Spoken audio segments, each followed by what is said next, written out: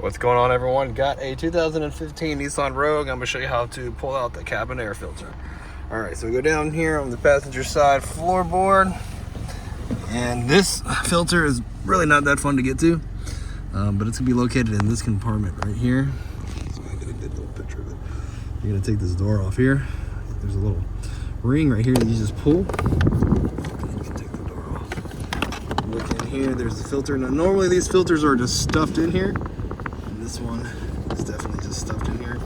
So you can reach your finger up in here and pull it out. Okay. Alrighty.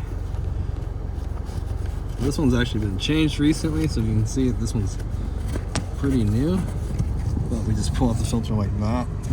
Okay. Now there is an airflow direction on the filter. Let's see if this thing shows us where it's at on this one. Not on this filter. I don't really think it matters too much. It probably does. Okay, so there is an arrow back here on the back. Airflow going. So this filter is in upside down. The airflow needs to be going towards the back of the car. Okay.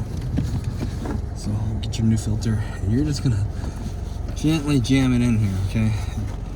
The opening is actually smaller than the filter, so you're gonna have to just work it in here, just like that, and it will go in. Okay. So I'm gonna leave a link down in the description box for one of these filters if you need one. They're fairly cheap on Amazon. So we just get our door, and we can kind of straighten this out a little bit if you want. Try to pull it out like this. All right. Door, and it slides on from the bottom first, and slide it, and it locks on like that, and you're all done. Well, hope the video was helpful, and if it was, appreciate it if you hit that like button for me. Leave me a comment if you could, and hope to see you again in another video.